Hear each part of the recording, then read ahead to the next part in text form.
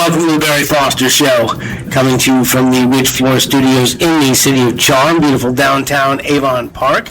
If you have any thoughts, ideas, or suggestions, please feel free to put them in the comments below. If you'd like to be a sponsor on this program or get to know us better, you can drop us a line at thebarryfostershow@gmail.com. Please like and subscribe to our YouTube page, and like and subscribe to our Barry Foster Show on Facebook and Instagram. That would be very helpful. John Larsen in the studios this morning. Good morning. Good morning. The government shutdown still underway, and over the weekend, the SNAP benefits ceased to 43 million Americans. Well, 43 million people. 43, yeah, you're right. Very few of those people are Americans. That is right. And I will tell you, number one, if you are not getting a paycheck, we can fix that for you. Call my friend Donna Doubleday over at Career Source Heartland. Now, wherever you are in the folks who are listening in the state of Florida, we'll start there. If you put in Career Source and then your city, like if you put in Career Source Winter Haven, it'll pop up and say Career Source Polk. Okay, so wherever you are, you put in Career Source and then your city, and your local Career Source will pop up, and they have wonderful people who can match your skill set to a job that's available in the area, and they get full-time, part-time jobs. They have their finger on all the employment, and so you can get yourself a paycheck and feel better about yourself because you're working. So that's an available thing. And I saw another thing that really kind of interested me. It said, do you think that the cost of food is so high for the 43 million people who are getting their food at no additional charge? They said free, but it's not free. But do you think that because these people are getting food stamps and we're paying for our food and their food is maybe one of the reasons the cost of food is going up? Well, that's again, you can't necessarily bring 15 to 20 million, exact number, don't know, but I know it's between 15 and 20 million additional bodies into the country and not expect a housing problem, not expect food stamps set aside, but food shortages and all of that. 15, 16, 18 million people. So this was bound to happen. And nobody talked about that. What really frustrates me is all these people that are protesting what ICE and that are doing now to try to round up these people, yet nobody was complaining at all when they brought them into the country. And you could see from the outset the problems it was going to create, okay? It was going to create all kinds of issues and so on. So I'm getting another buzz here. Keep talking. It's just very frustrating to see all the ranting and raving and really threats against the ICE people and their families and everything else, and yet nobody said a doggone peep when they were bringing them in. And this is the long-term effect of things that you and I were talking about 2, 3, 4, 5 years ago, okay, when the cost of fertilizer was going up exponentially, and it was costing the farmers more to fertilize their fields. When there were all these fires at all these chicken processing facilities, they went down. There was all these fires that were displacing the beef cattle. That there was it appeared to the untrained eye an assault on America used to be the breadbasket of the world. We used to export food everywhere because we made so much of it. Right. And more, it has been made more difficult. There have been people who have been buying up farmland and not farming it. All right. And as we said, the assault on fertilizer, the assault on beef cattle, poultry, which also resulted in an egg shortage. And so with more people coming in and less food being produced, and then having food stamps or I remember that there's a program called WIC, Women, Infants, and Children. Mm-hmm. And I was in line and this woman had these little piles of groceries with a check on top of each one. And it's amazing how some people have the ability to trim down their purchases based on the amount of money they have, And so she had, and I'd gone there and I just had a small. She says, "Do not." She said something about my not getting a lot of food today. I said, "Well, I don't get a check." And this girl gave me the stink eye. That's okay, because I had a friend of mine who would be in line and he'd see the food stamps, and from the back of the line he'd go, "You're welcome. You're welcome." Because we're paying for that too. Yep. So the cost of our food has gone up, notwithstanding that we're paying more in our tax dollars for their food as well. Oh, yeah, absolutely. And I think, speaking of that and all this, and we've talked a lot about things like country of origin. I'm a reader. When I go to the grocery store, I stop and read labels and read other things. Anyhow, these little fruit cups that you can buy, they're like 4 or 6 in a pack, depending on what you get, and so on. So I picked it up because they had them on sale, and I like those because it's like a nice small dessert kind of thing after dinner. I picked it up and I started reading country of origin. Mm-hmm. There was almost every country in the world on that fruit. This is now pineapple, oranges, pears, cherries, whatever, except the United States. The only thing I could see on one of the packages, it said that the cherries were from the USA, but all the other fruit that was in that cup came from other parts of the world. Yes, other places. I mean, it dumbfounds me that we grow fruit in this country. A lot of fruit in this country is grown. And yet all of this is imported stuff. Just amazing. We go out of town to get our produce sometimes. We go over to Sarasota. They have a great farmers market over there. And there's a little place called Jessica's, which is, they tout themselves of having a lot of organic stuff. And we ask them, and we can ask the little gals behind the counter.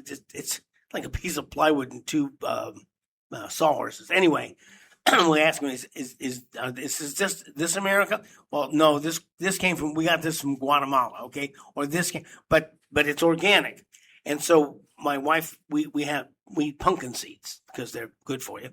And so we went and bought a little plastic baggie, full of pumpkin seeds, and said organic pumpkin seeds. So we got it. And when I got it home, I looked at it and I said, "Do you know this says a product of China on it?" And we hadn't looked because we were Jessica's. We don't have to look there. And she goes, "No." I said, "Yes." She says, "Well, we're going to quit getting them there." But I think that a couple of things is that, number one, we're getting less produce because they can't get the fertilizer, and the farms aren't doing those kinds of things because it's a niche market. Most people don't. They just know whether they want cereal or not. They don't look at the ingredients. They don't look and see if there's glyphosate in there or anything else. They just know the kids like, I don't know, Honey Nut Cheerios, whatever, Frosted Flakes, whatever they're buying. And they just know they like that, and they don't look at it. Right. But there's all kinds of junk in the food. Yeah. Well, like I said, and when you start reading labels and whatnot, you just kind of get discouraged because you say, my God, you wonder where all the jobs in this country went to. I mean, from farming to processing to packaging to shipping. I mean, when all this stuff's coming in from the other countries, it's just very frustrating because you look at it and you say, I know we can grow pears in this country. We can grow peaches in this country. We can grow cherries in this country. We can grow all of that. And yet here it comes, because it's probably pennies cheaper, they bring it in from some foreign country and package it. That's been going on for years. Yes. And especially with NAFTA, probably the worst, the North American Free Trade Act, NAFTA, one of the worst things ever signed by President Clinton. Yep. But it was passed by the Republican Congress, because it was cheaper.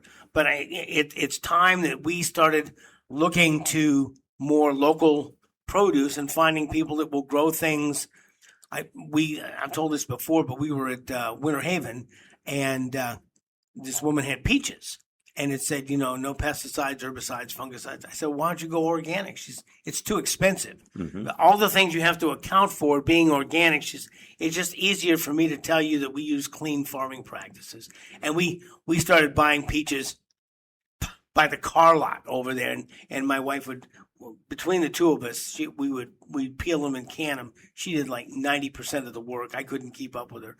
But I mean, you have to start looking more towards local produce, and I'm hoping that as the Republicans become actually more Republican than they have been, they begin to reinstate country of origin labeling. They begin to make it easier for the fertilizer companies to make real fertilizer. That they begin to do things to make it easier on the poultry producers and the beef producers, and to get America back to being the breadbasket of the world. Well, I see that last week when Trump was in China, one of the things he did, he got the Chinese, because the Chinese, in retaliation for the tariffs, had cut it off from buying soybeans, United States soybeans, which is a huge crop in this country. Huge crop. You drive through the Midwest, it's corn and soybeans, baby. That's it. Okay, that's what they grow. You're right. And it's thousands of acres. And so he got the Chinese to say, okay, we'll buy, I don't know, pick it, 10 million metric tons of soybeans or whatever. So that was good news for the farmers, because they've been sitting on soybeans that they planted and cropped last year that they weren't able to sell, because the Chinese are a huge market for United States soybeans. Yes. So I'm glad to see that happened, gave the farmers some relief, and so on. But just overall looking at it, when I go through the store and I'm by myself and so on, I go early so I have time to do things. And you just walk by the beef, and I know, but drive the beef thing, my golly, I just look for chuck roast, which always, when I was a kid growing up and even in my adult life, chuck roast was like the cheapest piece of beef you could buy. Yeah, cheaper. It was and cheaper. You could make it into stew or whatever you wanted to do.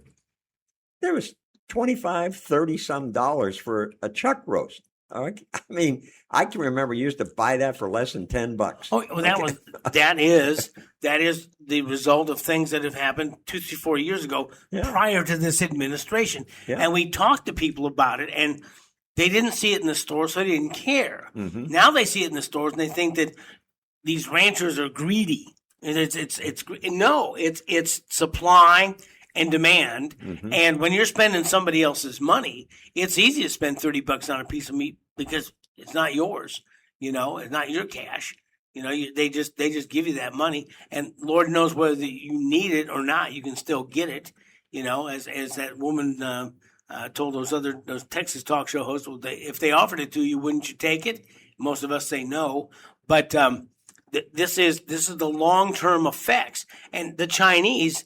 Xi Jinping, he is in this for the long run. Oh yeah. Okay, so for a couple of years, we'll do it for a couple of years, but then when Trump is gone, mm-hmm. then we're going to go back and Lord knows, let's say by the grace of God, J.D. Vance is elected, they will go back and test his resolve, mm-hmm. test his abilities, and he is even now. They are beginning to put his roots down so that he has the ability to make the same kinds of calls that Donald Trump can make. And I don't think that Donald Trump will be too far off the beaten path. He may not be as quiet as some other former presidents who have been accused of running other administrations. He may not be that far out of the spotlight because, face it, Donald Trump likes the spotlight. Well, he'll be posting on whatever media type. He'll be posting a lot. Okay, once he's out of the presidency, you can bet the lights will come on at 5 a.m. and Donald will be entering his keyboard, typing out a message to somebody. Truth social media. He'll be there. And if you don't have a Truth social media account, you need to get one. Oh my gosh. I mean, it's like unbelievable. But I mean, he posts so much stuff and whatnot. But I thought his trip over there was, by and large, and we don't know all the details for crying out loud, but just from what I've heard, that I think he had a pretty good trip to the Far East. South Korea, it looked like he hit it off with a new, I guess they call him the Prime Minister of mm-hmm. South Korea, lady and whatnot. He was quite impressed with her and vice versa. So I think that trip was meaningful. And, will it solve all the problems that we were having around the world? No. But I think what he's doing, too, if you look at how he strategically is taking on Argentina, okay, and Venezuela and whatnot in that part of the country now with bombing of all of the drug boats mm-hmm. and now the threat of going inland, which I hope we don't do. Now, if we want to he says he's not going to do that. If we go in with drones and drop it on some narco, factory fentanyl plants or whatever, okay, good. That's fine. and so on. So we do that, but I think he's sending a message. We need to take back that part of the world. That's in our hemisphere. Yes. South America is in our hemisphere. We need to control that area, or at least have a big piece of the control, not the Chinese. Well, you can tell that Trump was very successful because the mainstream media has largely ignored this story. And so they didn't find anything, they couldn't find anything that they could drum up as being bad. And so had it been one of their heroes doing the same thing, it would have been splashed all over everywhere. But it's not. It's Donald Trump, who they dislike with an intensity I haven't seen this much dislike for a president since Ronald Reagan. Oh, I know. I mean, they hated Reagan. Now, when Reagan died, oh, what a great guy he was! And how dare you?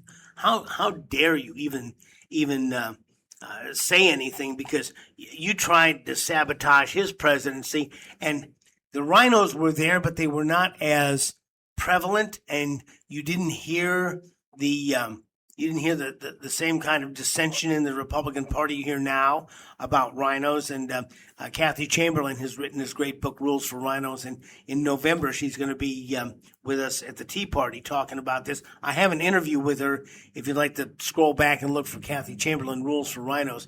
But the Republicans are trying to exercise the rhinos out of the party, and it's perceived as a fight within the party. It kind of is, to get the Democrats, who have an R after their name, out of the party. And but Donald Trump, he's not a conservative. Don't get me wrong. Donald Trump is at best a moderate, but he's a businessman and he's a pragmatist, and he wants the primary pillar of MAGA is to put America first, and he does that, and he is apparently also got the Chinese to sign some kind of agreement for rare earth metals. Oh, yes, and a number of other countries, too. He went to Australia and got them to sign on to a rare earth material agreement and so on. So he's done that because whether it's he and his administration, but they are visionaries, and they can see or look into the future and say, this is what we don't have, this is what we need. So now we need to go around and start building these, relationships on rare earth issues and so on. So he's been at a number of countries, or people that have come to the White House, they've had that conversation. And one of the problems is that although we'd like to believe that Donald Trump knows everything, Donald Trump does not know everything. No. And it came to mind because last night after church, every month we have a little celebration for everybody who had birthdays or anniversaries that month. Okay. So last night it was November. So we were in there having a cupcake and a little ice cream. And the pastor came and sat down with us, and we were having a pretty good talk. We were having a pretty wonderful talk. And periodically someone would come up with, I just got a quick question for you. Oh yeah. And I said, sure, go ahead and answer their question.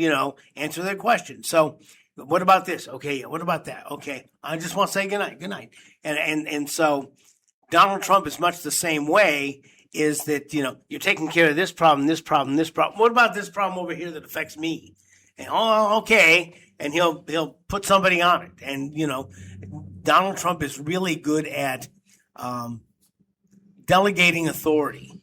He delegates authority and says, here's what I want. You go get it done and come back and give me a report. He doesn't have to do everything. As little as he sleeps, and as much as he does, and as many places he goes, he still delegates a lot of stuff. The amazing thing when you think about it, he surrounded himself with some very big, powerful business people. Absolutely. In his administration. Now, let's say you're the CEO, and a number of these guys were the CEOs of their business. All right. Now, the CEO is like numero uno. You're like the top dog. Chief executive officer. Now, you have to put yourself in a position. Well, I was until I took this job. Now I have to report to that guy, okay, the blonde-haired guy. I have to report to him. So, that has to be in their world, and I've never been a CEO, so I can't. But I have seen CEOs, and I've seen them in action. And they're usually the delegator and waiting for the answer to come forward to them from someone else. And now the roles are kind of flipped a little bit. I have to provide the boss with the answers. So it's very interesting, that dynamics. And, they live in a different world than we live in. CEOs of major corporations live in a different world. They associate with different people. They travel in different circles. They lead a much different life and so on. So it's kind of interesting to see these guys come in and be able to put together a team. And it appears from what we see, they all seem to work together and trying to work for the common goal, which is the betterment of America and so on. So it's very interesting. It's very entertaining. But as I sit back and look at it and listen to these guys and so on, they all appear to be pretty much, from what we see, team players. And Trump, if you ever watched his show, The Apprentice or anything, now he was in charge of them, but when he meets with other chief executive officers or some of his top inner circle team members or people, it feels more like a one-on-one meeting, not like I'm answering to you, and I have to give you, this report. It's like you and me. Okay. We sit down and say, John, can you do some research on this thing? Yeah, sure, Barry. We come back and, well, John, what'd you find out? And we have this kind of give and take on an equal level. You're not my employee. Even though that Donald Trump has asked these barons of industry to do these things, they're not really his employee. They're like his friend who he's asked to go out and get this report back. And why, John, you and I have known each other a long time. I expect you to bring me back the right information. And, well, do you have a recommendation on this? What do you think? What do you think we ought to do? And you can see that Trump absorbs this information and in his business sense says, this all sounds pretty good, or I've done something similar, and maybe we ought to look at something different or something else. Or I may have information that you don't have, like something's happened with the president of Argentina that we've been talking, and we can use that information on this problem.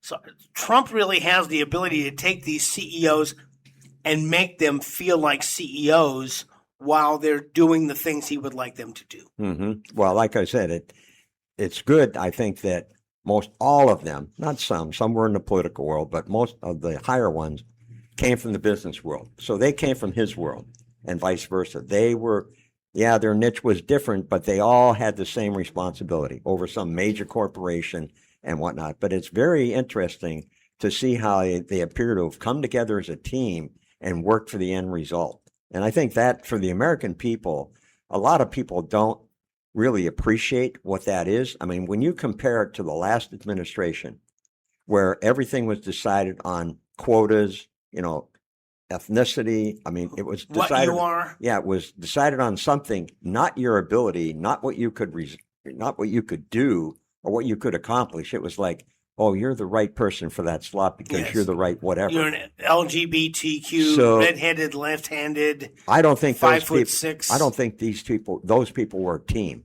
I think they all had their little factions and whatnot. And that's why we didn't get a whole heck of a lot done. They had their own agendas. Right, absolutely. Yeah. And this is entirely different.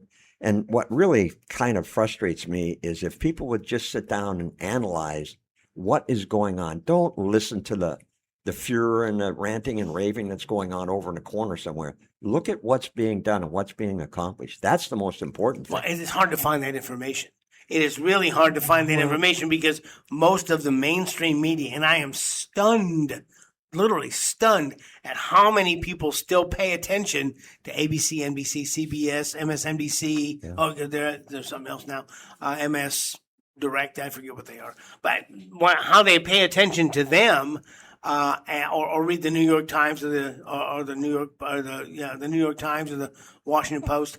How many go there for their information when there are now so many other ways that you can find out things that have been accomplished? Mm-hmm. I mean, there are new feeds that you can get, but some of them are very they're difficult to watch. Okay, there's just so many pop-ups there, But there's like First Right News, there's One America News, there's Newsmax.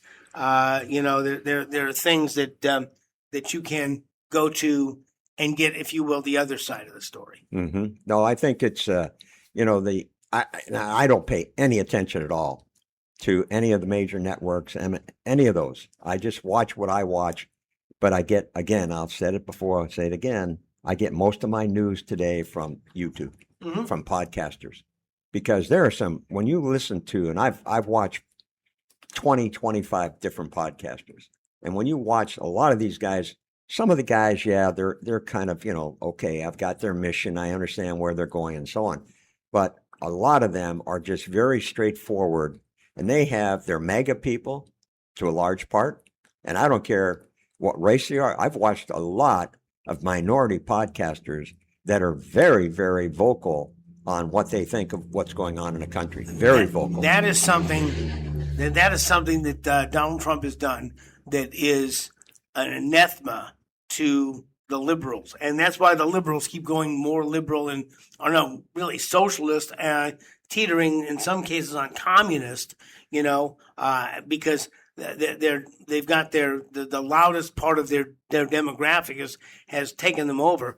But you have so many more minorities who at one time the Democrats relied on for their votes. You have the African American community, a lot of them saying, well, Donald Trump did more for me than any of you guys have ever done. And they harken back to the 1960s. There was a guy by the name of Malcolm X. And Malcolm X was very vocal, and he was perceived as a radical. Okay, but one of the things he said was that the white liberals had done more to damage the black community than any conservative might ever have done. But they got them dependent on food stamps and on money for housing, welfare. And anything that welfare, anything the government gives you, the government can take away. And you look at SNAP now, and they can see how easily your food can dry up from the government. Whereas if you were you would go down to your local career source here in Highlands County, be a Career Source Highlands, you would find, or Career Source Heartland, because they serve 5 counties. Anyway, you would go down, you could get a paycheck and get a job that would carry you, if it's something you like, you could carry to new heights. I mean, let's say we are desperate for carpenters, plumbers, electricians, car mechanics, truck drivers. And at church, we had a missionary come in from the Philippines, and he was very big on getting your college diploma. And he was teaching in the Sunday school class. And afterwards, I went up to him. I said, here in America, we need those kinds of people. And he says, oh, handyman. I said, no, not a handyman. Skilled labor, a welder. I mean, you don't need a philosophy class to learn how to weld. And if you can weld underwater and you can travel, you can make 6 digits and not break a sweat. Well, I want to say that there's been, if I said 75, 80,000 truck drivers taken off the road. 7,200 at last count. Total?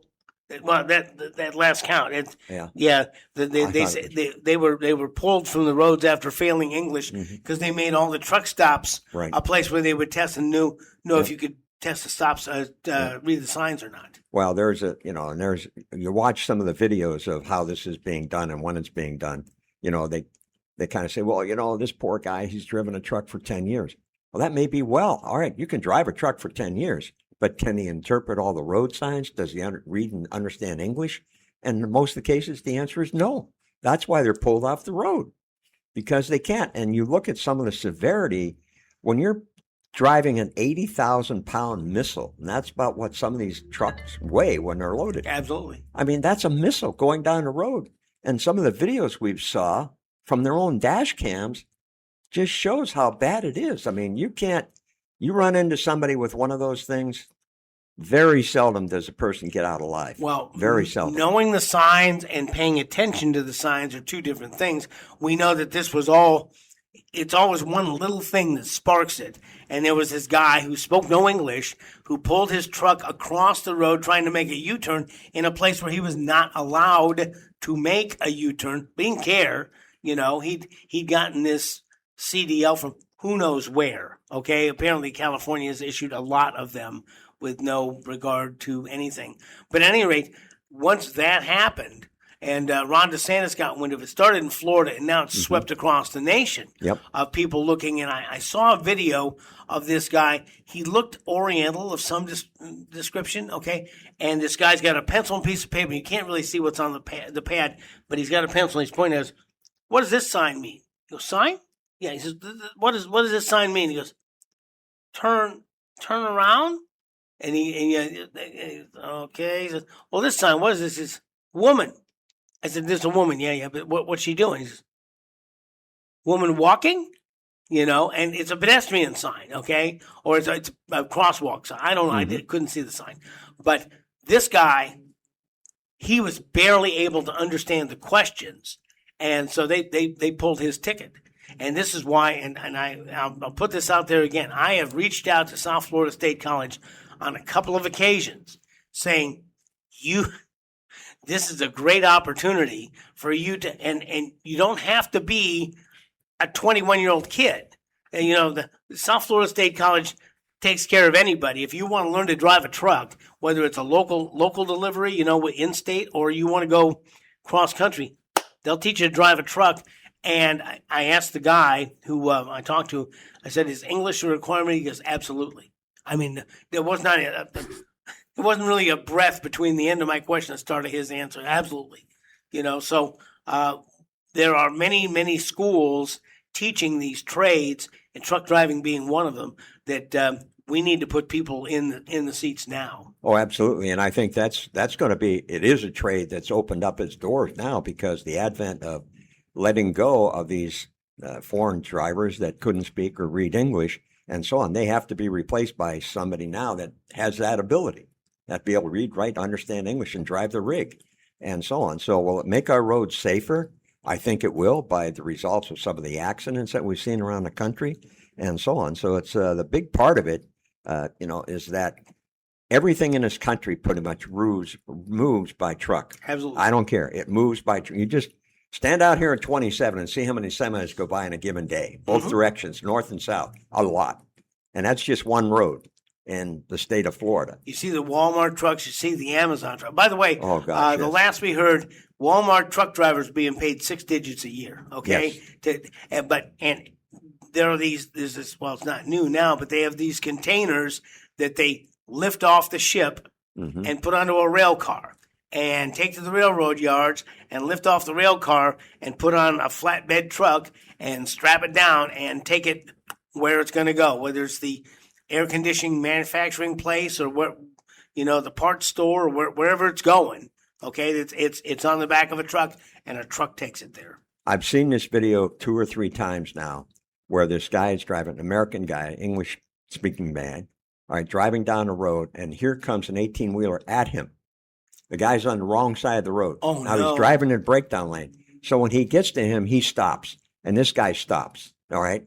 And he rolls down his window. He says, turn on your flashers. You know you're going the wrong way. And he had to say that like 6 or 8 times before the guy understood what he said, that he's going the wrong way in an 18-wheeler. Yes. And this guy stopped and tried to say, look, you have got to turn. You've got to do something. You're going the wrong direction. Can you imagine growing up in England and then moving to the United States and saying, hey, you guys are on the wrong side of the road? Oh, yeah. I used to, once upon a long time ago, I worked at the Auburndale Speedway, and I was the track announcer at the Auburndale Speedway, and I would drive home very late at night. And we were on Highway 27, which was 2 lanes going north and 2 lanes going south. Mm-hmm. And there was a place that originally opened up as a roller rink, okay? And I didn't want it to open up, and they said, oh, you hate the kids, blah, blah, blah. Okay. I said, no. I said, just not going to. Well, much as I had predicted, it lasted about a year, maybe 2, okay, and it closed down. What did it become? It became a bar, and became a bar for people who basically did not speak English. So when I would drive home, I would always stay in the slow lane. I'd always stay in the slow lane because I knew there would be people come whipping out of there, think it was a 2-lane road, and be coming the wrong way in the passing lane. Mm-hmm. On more than one occasion, a car came flying by me, okay, in the wrong lane. Now, this is long It's long before anybody had cell phones. I couldn't get on my cell phone and call the cops and go, "There's a guy going north on 27 in the wrong lane." I couldn't do that. It wasn't that. But that was a problem then. Okay, and once I got south of that place, it was south of Lake Wales. Once I got south of that place, I felt pretty safe. I was pretty good then. But this idea of people not being able to understand the road signs or know where they are, or even being impaired for that matter, it's bad enough if you're just in a car. But an 18-wheeler hauling car batteries, something sod, something really heavy. Yep. I mean, chaos can ensue very quickly. Yeah, the other day there was another video I saw. This guy was driving alongside of a semi that had one of the big whatever things on the back of his truck. Oh, the containers. Containers, yeah. It was not strapped down. And he said, "My God," he said, "look at that." He said, "That thing's not strapped. There was no straps on it at all. It wasn't tied down." So, I mean, here again, if he had to stop quickly for something or whatever, that thing is going to go right straight through the cab. Well, right straight through the cab. In doing the news on more than one occasion, I had done stories about a trucker who was driving and his load shifted. Okay, and sometimes they were going around a corner, and sometimes they were just driving down the road, and the vibration, the wind, the many variables. Okay, and let's say you're carrying a load of pipe, iron pipe. It's like when babies cry. When one goes, they all go. And all of a sudden, all of these cars who are just minding their own business, not bothering anybody, driving along, this stuff is going hither and yon, and it's because it's not strapped down correctly. Right. And now that we have social media, you see all these truckers grousing loudly about how people don't know how to tie down their loads, how to strap. And that's, again, going back to South Florida State College or any trucking school that you go to, you learn those skills. You don't just go out and get a CDL and figure you can just drive a truck. It's interesting that, some of the states, like New York, they issue CDL license, and right on there it says no name given. There's no name. What? No name given. That's what right on their CDL license says, no name given. So there's no name. Yeah, they may have, some statistics about that person, maybe age, whatever, but right on the license it says specifically, and they had pictures of it. No name given. Do they have a picture of the driver? Sometimes yes, sometimes no. Man, oh man. But they issued them out of the state of New York and so on. So you've got these rogue states, mainly New York, California, Illinois, are the rogue states that appear to give most of these licenses to almost anybody. But my concern is, even if you're just a very small firm, knowing that you've got this person that you hired that can't speak English, can't read road signs, and you put them out on the road with your load. I know it's all about the money, but still, when you look at that, the conscience that you don't have, that you're putting your guy out on the road with this non-ability. And the idea, it's the trucking firm. Yes. They don't sue the widget company. They sue the trucking firm. Right. And the widget company said, we don't know. We trusted, this certain trucking, the Barry Foster trucking firm to do the right thing. And so we're not culpable in this, but we got Barry Foster really cheap. We didn't know why, but he underbid everybody. Well, this may be a reason. And this is another reason that everyday Americans are affected by this government shutdown, because the ICC, the Interstate Commerce Commission, is not checking up and down the line, as the old song goes. So they may not be at the truck stops checking to make sure they're the proper weight, that these people can speak English and understand the traffic signs. And it's because of as we say, the Schumer shutdown, because the Democrats could open the government with a continuing resolution. As much as we love continuing resolutions, they could open it up and then do the negotiation. But they have decided to shut it down, because the operative theory is they think that everything gets better for them when the government's shut down and the people get dissatisfied. They'll vote for the party not in power, and I've seen a lot of social media posts, I'm sure you have too, alleging that the Republicans are in power. And you have to explain to these people, well, no, they have a slight majority, but not enough. If they had 7 more people, we wouldn't be having this discussion. No, and again, it's no matter what they say, this whole thing in their world, as far as I'm concerned, is to punish Donald Trump. It doesn't matter. As long as they can punish Donald Trump, that's their whole world. And I think that's what most of them are trying to tell the people. But I think what's happened now, I think right at the outset, I believe that Mike Johnson especially had the good message, and he put the message out, and he's been very firm, sticking with that message right from the whole 30 days or whatever it is now, and so on. So I think he's been a good messenger. Much better, I think, John Thune. Of course, it dies in the Senate. They passed it in the House because they have the majority, but they have to have a 60 majority in the Senate, and they don't have 60. Last I count, they had 53. So they need another 5 Democrats to come over. Well, they got 1 Democrat and 1 independent, so they got to 55. Yeah. They're nosing, they're edging up there. They're one at a time in it, Well, they're saying, this is the conventional wisdom that I've heard here the last few days, that Tuesday's election, which is going to be the New York mayoral race, New Jersey governorship, and whatever, those races, they want to sit and wait and see if the Republican wins or loses. If the Republicans win, then the consensus is that the Democrats are going to have to say, oh, crud, looks like we lost this one.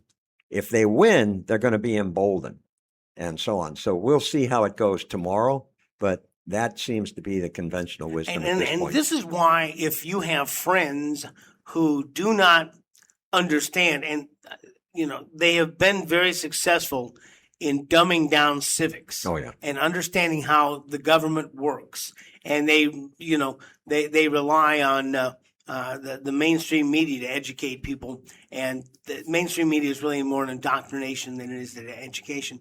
But it's going to be up to us to talk to people to make them understand why the government is shut down and how the Republicans have been trying to open it up, but they need just a smidge. They just need they need let's say 6 Democrats or 7 Democrats. Let's say 7.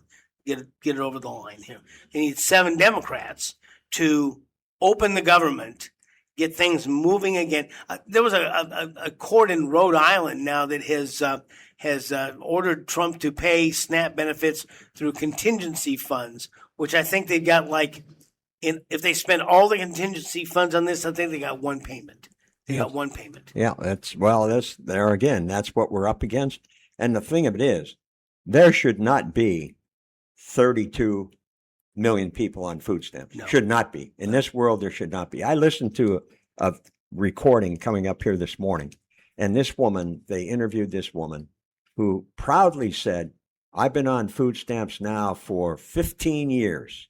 And in addition to food stamps, I also go to the food pantries and get food. But that's not enough.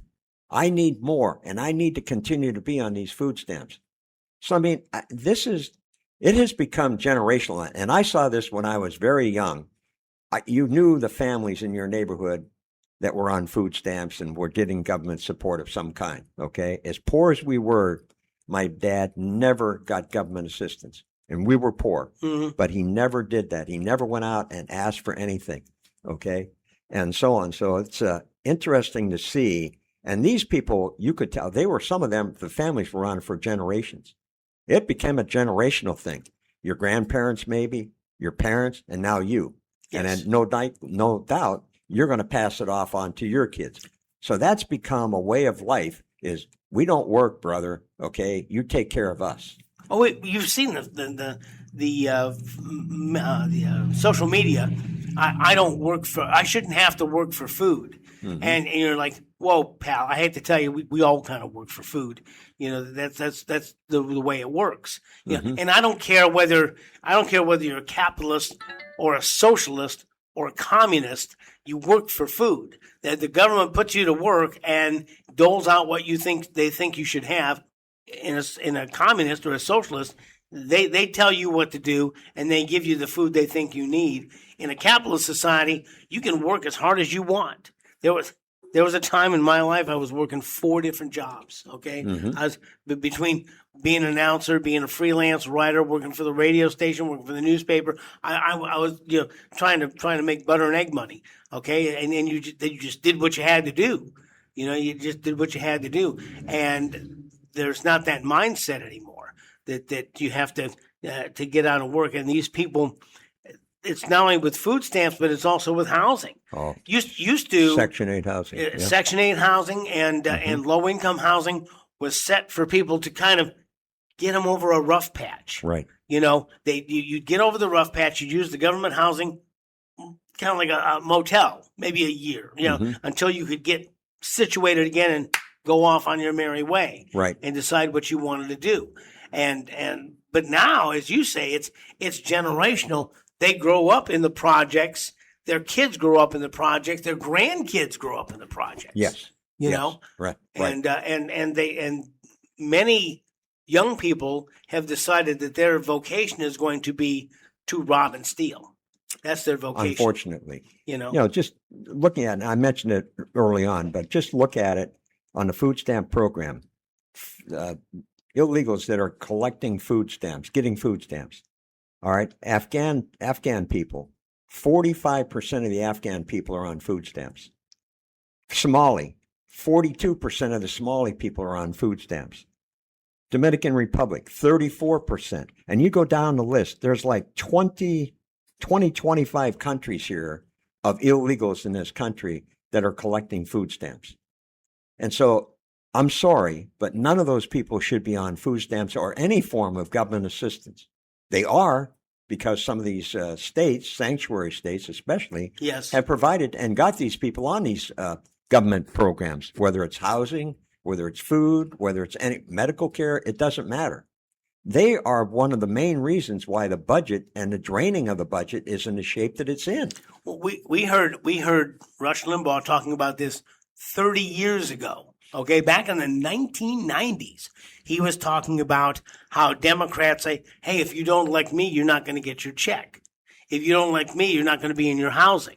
And they used government programs as their campaign base. Mm-hmm. And these people, oh my gosh, if I don't like good old Mr. Smith or Mr. Jones or Mrs. Jones, whoever, I'm not going to get my check. Well, I have to march out. I have to march out and vote, and that's how they're continuing to do it. But finally, I think maybe, and the MAGA movement is more than Donald Trump. I hate to tell people, but they think that, well, if they get rid of Trump, then the MAGA is going to go away. I don't think so. I think the Americans have awakened and said, we're tired of this. We're not going to do this anymore. And they've gotten Donald Trump to go in, and ICE, on Sunday night, he was on 60 Minutes. And I can't remember the girl's name, but she was interviewing him and, asking about ICE. He said, I don't think ICE has gone far enough. ICE is, and they've got many of I'm not sure whether they're true believers or whether they're agitators who say that ICE is going and getting American citizens and grabbing them off the streets. And that's simply not the case, and there may be it's such a wide ranging roundup. Yes, you may get a few people who are not supposed to get picked up. But let's say they pulled me out of my car. I tell them, well, as long as Cleveland's in the United States, I'm good. Mm-hmm. Okay, I'm good. Here's my documentation. As long as you have documentation, you're all right. But for the most part, they are ejecting what the Democrats have been counting on as their voter base. Oh, yes. I saw a video last night, and it showed from the backside. All right, here's an ICE agent leading this very small female, very small. Mm-hmm. I'm talking maybe 4 foot tall, all right, in handcuffs. And boy, they were screaming and ranting and how dare you put this 6-year-old girl, that's what they call her, 6-year-old girl in handcuffs. It turns out she was a 25-year-old girl, and she had done some bad stuff. But the caption and the story was ranting and raving about how this is cruelty, putting children in handcuffs. She wasn't 6, she was 25. No, and I'll tell you that you see this, and we're going to talk about this tomorrow.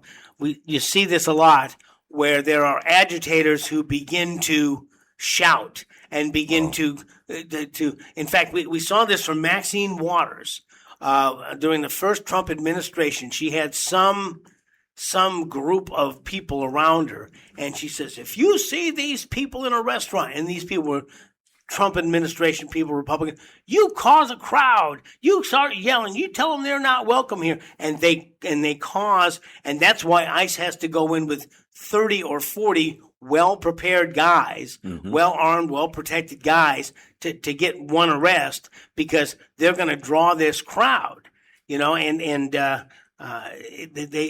rather a lynch mob, if you will, just like that, and then they're yelling and hollering and screaming at them.